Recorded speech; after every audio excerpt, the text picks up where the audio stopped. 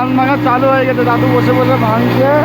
আর আমি এখানে আন্না ভাই দেখুন ধান যাচ্ছে আর এই মেশিনে পড়ছে না দেওয়া হয়ে গেছে। আর এই বসন্তটা বালতির ভেতরে মুখ পড়ে দিয়েছে, দেখুন আটা বাটা মেখে একগার হয়ে গেছে, সাদা কালো যাবে সাদা হয়ে গেছে। যেখানটাতে পোকাটা রেখেছি ঠিক আছে, সেইখানটা থেকে মা পোকাটা ফেলে দিয়েছে।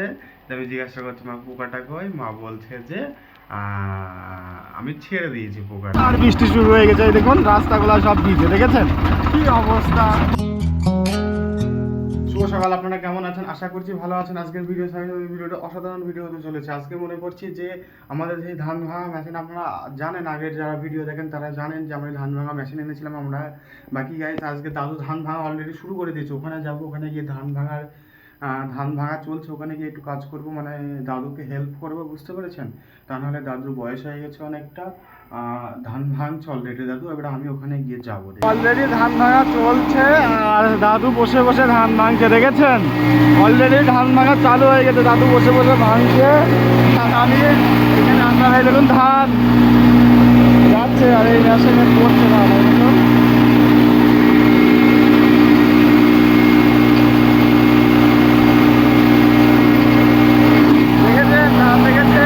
ধান ভাঙা হয়ে গেছে, এইবারে মনে করছি দুটো খাবো, খেয়ে টেয়ে মাঠের দিকে যাব, বা ঠিক নেই কি করব না করব, দেখা যাক কি হয় না হয়, সময়ই বলবে। গাইস মনে করছিলাম যে ঘাস কাটতে যাবো, কিন্তু আজকে আর ঘাস কাটতে যাবো না, আজকে আটা দিয়ে ছাগলকে মেখে দেবো মনে করছে, যা আটা দিয়ে ছানি মেখে দেবো মনে করছি, বুঝতে পারছেন? এটা খুব আটা কোনটা এটা, আটা কোনটায় আছে বুঝতে পারছি এটাও নাই, কোনটা এটা খুলছে না, ঘুমাচ্ছে।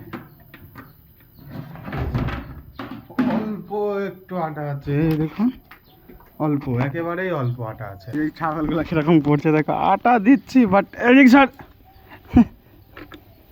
দেখে এইভাবে আটা মেখে দিলে ছাগলে বেশ ভালো খায়, বুঝতে পেরেছেন? বাকি ছাগলে আটা দেওয়া হয়ে গেছে। আর এই বসন্তটা বালতির ভেতরে মুখ পড়ে দিয়েছে, দেখুন আটা বাটা মেখে একগার হয়ে গেছে, সাদা কালো যাবে সাদা হয়ে গেছে।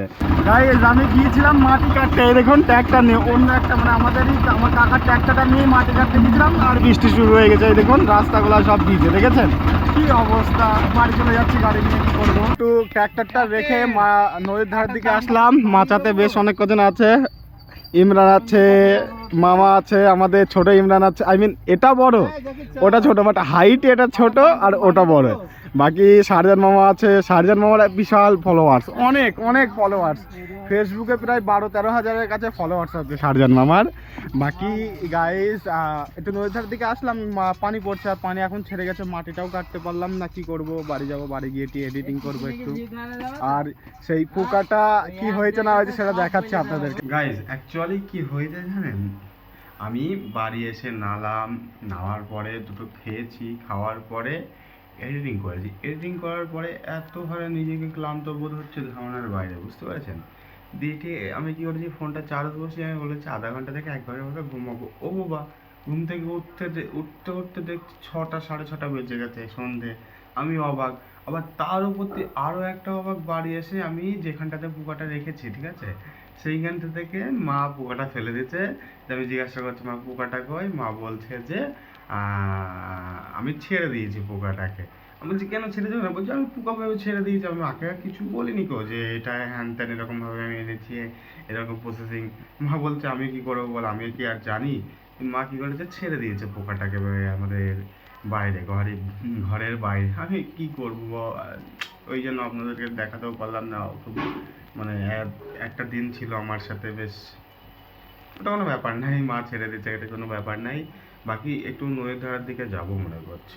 অ্যাকচুয়ালি কি হয়েছে জানেন, আমি বাড়ি থেকে বার হব, আর যে এসেছে তাকে ফোন করেছি, ফোন করার পরে দুজনা মিলেই বার হব, এমন টাইমে বার হবো আর বৃষ্টি শুরু হয়ে গেছে, ওই জন্য বাড়ি থেকে বাড়ি হতে পারিনি। এখন দুটো খাওয়া দাওয়া করে আসলাম, নিচে 1 বোতল পানি নিয়ে আসলাম, ওই বোতলটার পানি শেষ হয়ে গেছে, ওই জন্য এই বোতলটা করে পানি নিয়ে আসলাম। বাকি ভিডিওটা কেমন হলো অবশ্যই কমেন্টে জানাবেন, ভিডিওটা ভালো লাগলে অবশ্যই একটা লাইক করে রাখবেন। এইরকমই ব্লগ ভিডিও দেখার জন্য NJ96 ব্লগ চ্যানেলটিকে সাবস্ক্রাইব করবেন। আপনারা ভালো থাকবেন, সুস্থ থাকবেন, দেখা হচ্ছে নতুন ব্লগ ভিডিওতে, বাই।